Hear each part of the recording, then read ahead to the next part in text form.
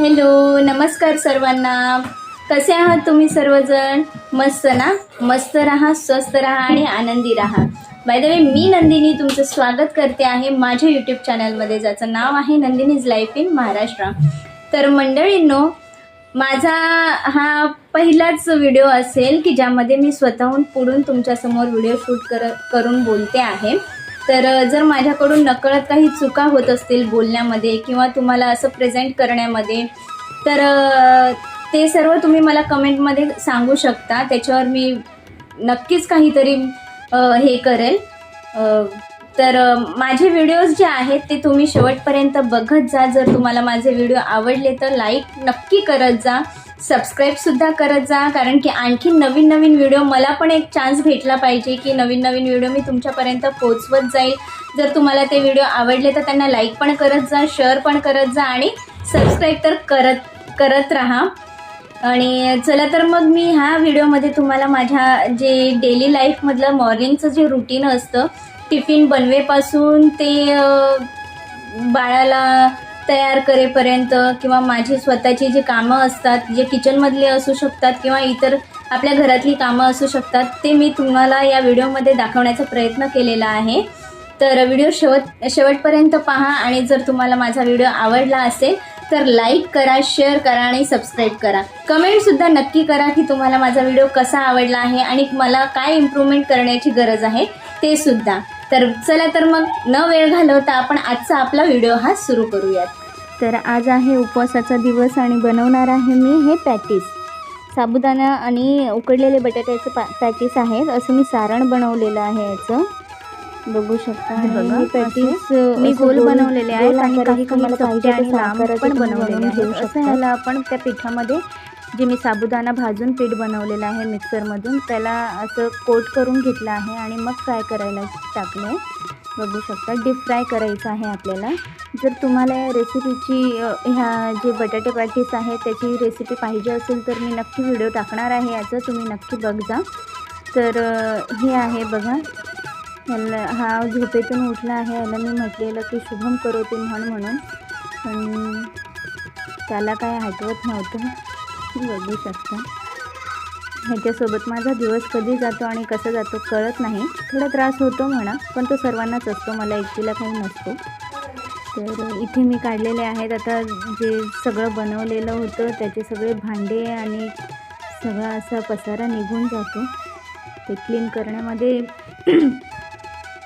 अशा पद्धतीने क्लीन करून घेते मी पटापट. एकदा का घरातला माणूस गेला बाहेर कामाला तर मग कामं पटापट सुचतात. जर घरात असे म्हणजे हे आण ते आण करणारे असले की मग कामाला पण उशीर होतो आणि मग ते सगळं असंच पडून राहतं. तर बघा या पद्धतीने. आणि माझं बाळसुद्धा मला मदत करतो आहे,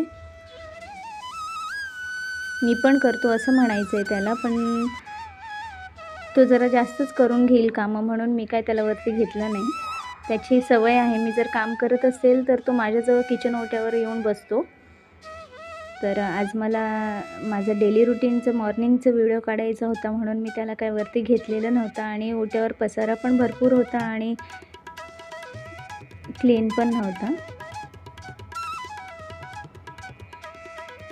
गॅस शेगडी तर मी स्वयंपाक झाला तर लगेच क्लीन करून ठेवते, कारण की मला त्याच्यावर पसारा आवडत नाही, घाण आवडत नाही, म्हणून मी ते लगेच क्लीन करून घेते. फक्त किचन ओटा राहतो. आणि हे भांडे मी एकदमच काढते, एक सकाळचे आणि एक संध्याकाळचे, असं करून क्लीन घेते. बाई आहे, एक स्त्री आहे, आणि स्त्रीला काय कामं मरेपर्यंत पुरतच असतात. तिला तर कामं करावीच लागतात. काय आपल्या वाटेचं कोणी दुसरं येणार नाही आहे. ते कधी आत्ता केली तर आत्ता, नंतर गेली तर नंतर. त्यापेक्षा पटकन आवरून पटकन मोकळे झालेले बरे असतं. बघू शकता, त्याने काहीतरी जुगाड लावलाच माझ्याजवळ येण्यासाठी. त्याने चेअर आणली आहे माझ्याजवळ आणि उभा राहिला आहे.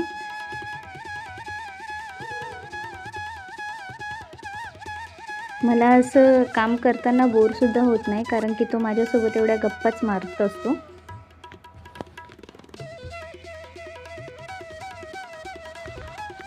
मी भांडे वगैरे झाले की लगेच बेसिनसुद्धा क्लीन करून घेते, घासून घेते. हे सगळं पाणी वगैरे जमलेलं ओट्यावरती ते सुद्धा वायपरने क्लीन करून घेतलेलं आहे. बघा, ह्याला पण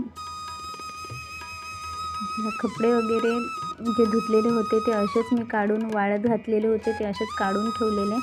आता त्यांना फोल्ड वगैरे करून कपाटामध्ये व्यवस्थित लावून ठेवून देते.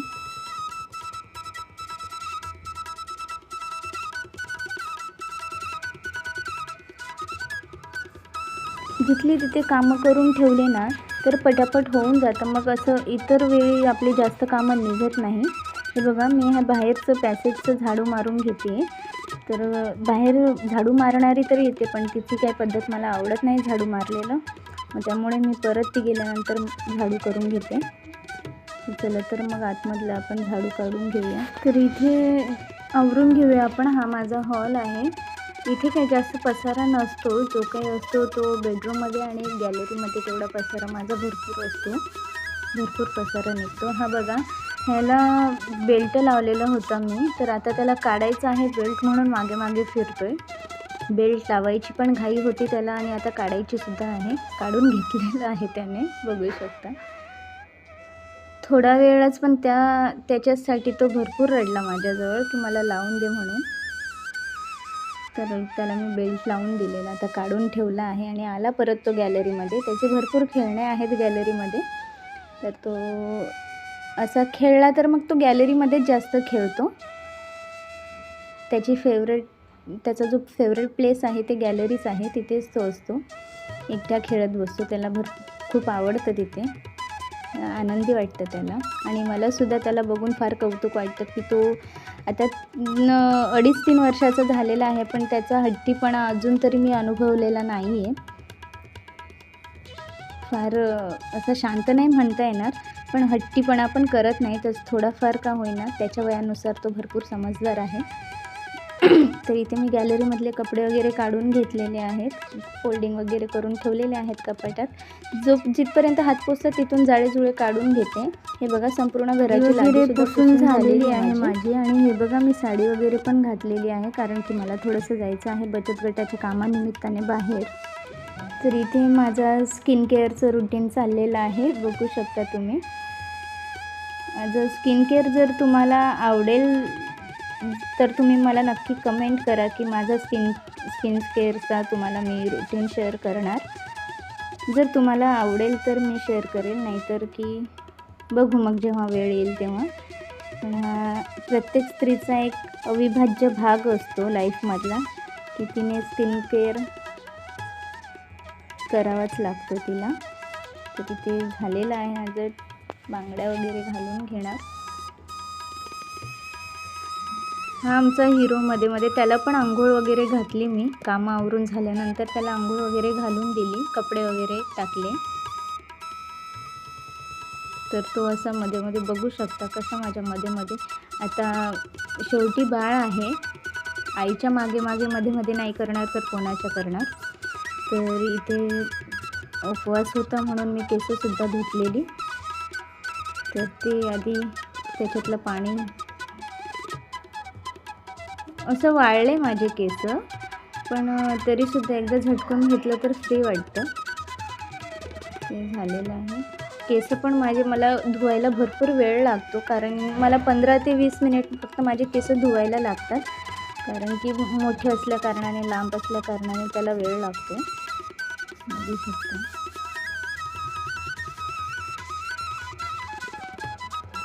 तर इथे मी झालेली आहे. तर चला तर मग मंडळी, व्हिडिओ आवडल्या असल्यास नक्की लाईक करा, शेअर करा आणि सबस्क्राईब करायला विसरू नका. चला तर मग भेटूयात आपण पुढच्या नेक्स्ट व्हिडिओमध्ये. तोपर्यंतसाठी बाय. स्वतःची काळजी घ्या, स्वस्त रहा, मस्त रहा.